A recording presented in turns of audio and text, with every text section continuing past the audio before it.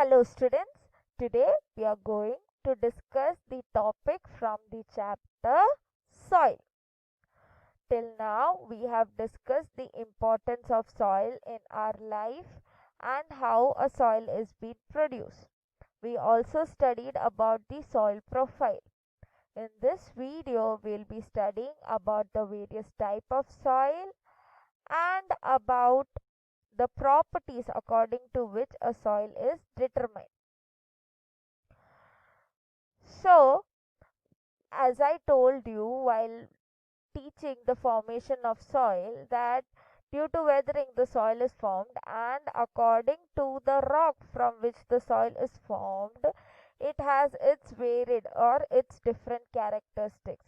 So, accordingly, there are three types of soil: sandy, clayey, and loamy. So, these are the three types of soil: sandy, loamy, and clayey. Sandy, the sandy soil, it has really big size particles. The particles in the sandy soil are big. As it is big, there is a really big gap in between the particles. So because of that, they do not hold water and they are normally dry.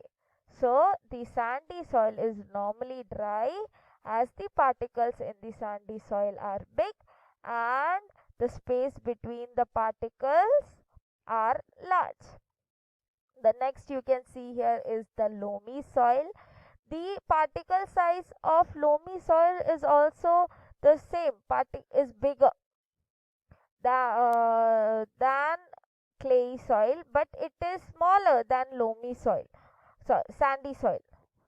So what happens here? Also there are spaces, but the loamy soil also contains humus.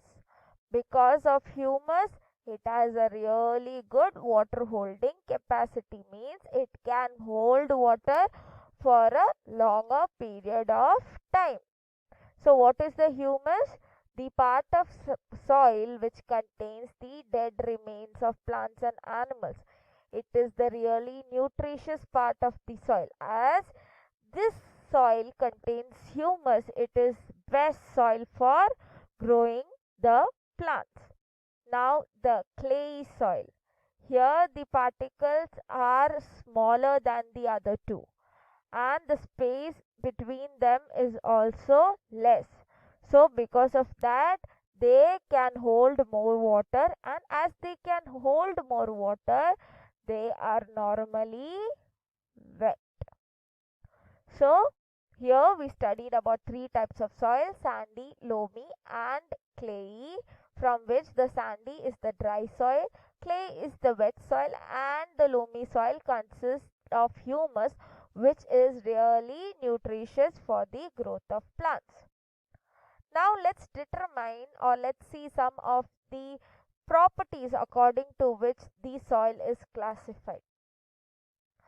The first property according to which the soil is classified are the percolation rate of water. Percolation means passing through. This experiment, or this tells you how fast the water passes through the soil. Now here what you do, you take a tube and in that you put some soil and you allow the water to pass through it. So you see the time, like for example, if you take 10 ml of water, you have poured 10 ml of water, and you will note the time taken by the soil to percolate, or to let this 10 ml of water pass through it, which will tell you the percolation rate, or the rate of percolation of that soil, means how much percent or how much faster will the water pass through the soil. You can do this at your home also. Try it. You can take a bottle, cut it into two halves, the above half with the cap, bottle cap, you can put soil inside that, and you can make small holes in that cap. You can put various types of soil, one from the garden, one from your surrounding from one, so various places you can take the soil. So here this one is the sandy soil, this one is the garden soil, this one is the soil which contains more amount of humus, and this one is the clayey soil.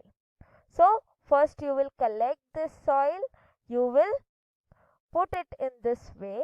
Then what will you do? You will allow the water to pass through it. And when you allow the water to pass through it, what will happen? Yes, the water will start coming out through the holes in the cap. So as you can see here in the A1, there is maximum amount of, all are given equal amount of time. Like all the picture is taken at equal amount of time. So you can see the A and B gives at least, or the A part gives you maximum number of water, or the maximum number amount of water is released by A. But in C and D, minimum, you cannot even see if water is passed through it. So from this what we can say, A and B can percolate water more, or it allows the water to move faster. So there is an equation for it. Let's see how to find out the rate of percolation. So the rate of percolation can be calculated by noting the amount of water that you put and the time taken by that water to leave the soil. So from that you will get the rate of percolation. And by studying the rate of percolation, we came to know that the water percolates faster through the sandy soil. So A and B, you saw the particles were larger and it was more of sandy soil. So A and B, the water moved faster. But in the clayey soil, that was the D part, the water moves slowly. So the water passes slowly through clayey soil and faster through sandy soil. This is the first property how to determine the type of soil. Now the next property is absorption of water by soil. This property tells you that how much a soil can hold water inside it. So there is an experiment for it. You take two types of soil. Here the first soil, as you can see, it is little dark, means it may be loamy soil. And here this soil is little light, so this is the sandy soil.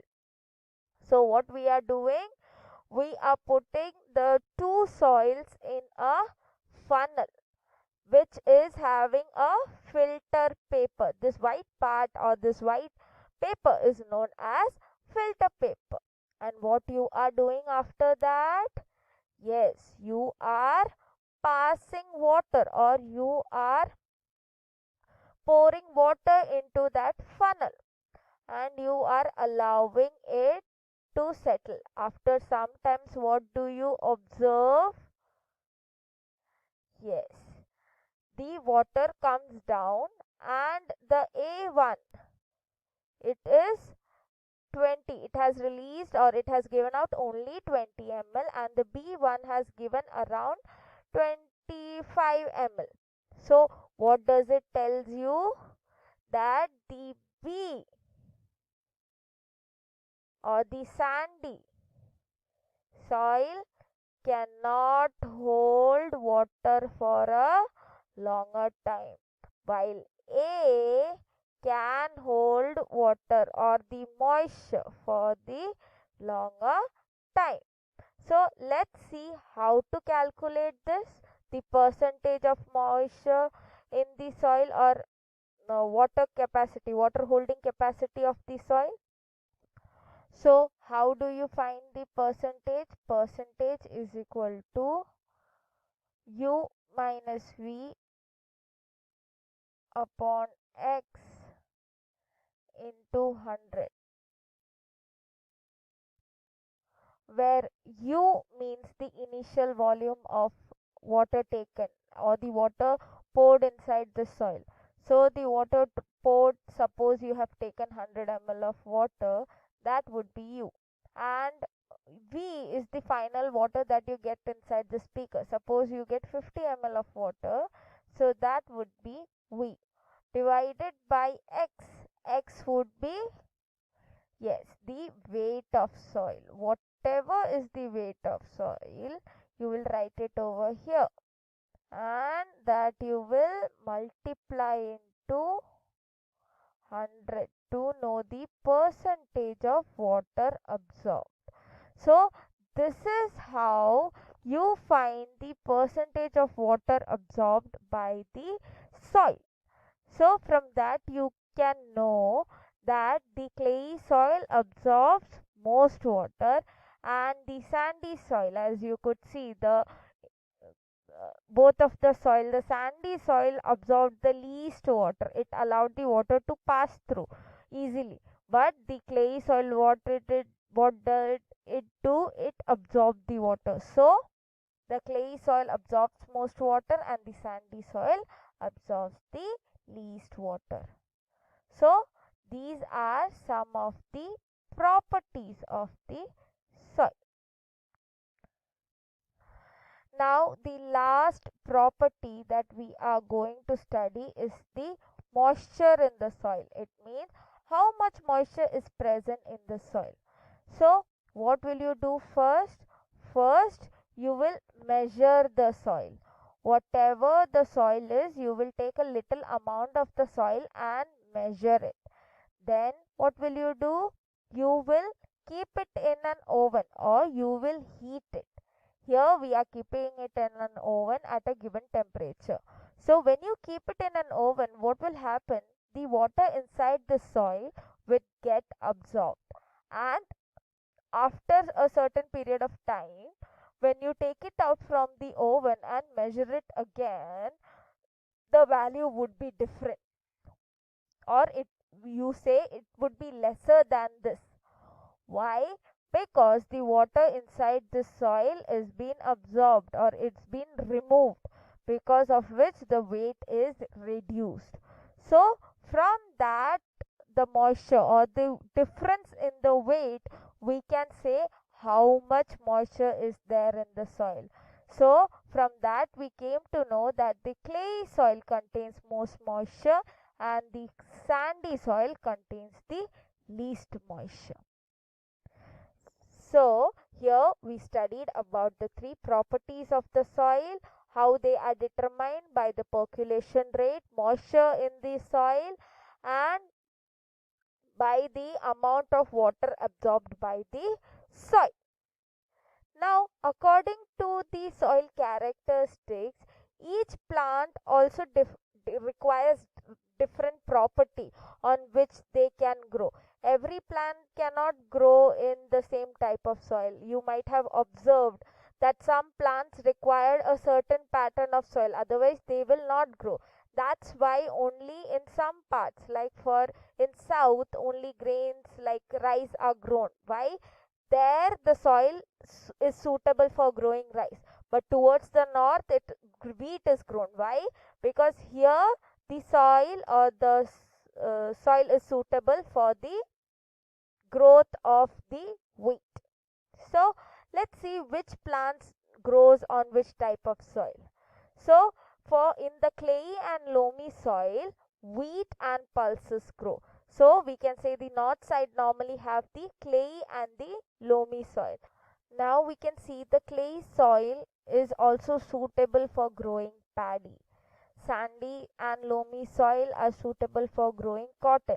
These are examples of some crops which are specifically growing on these types of soil.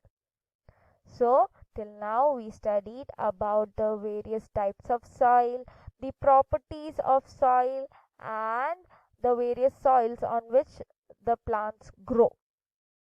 I hope you all understood. Thank you and have a nice day.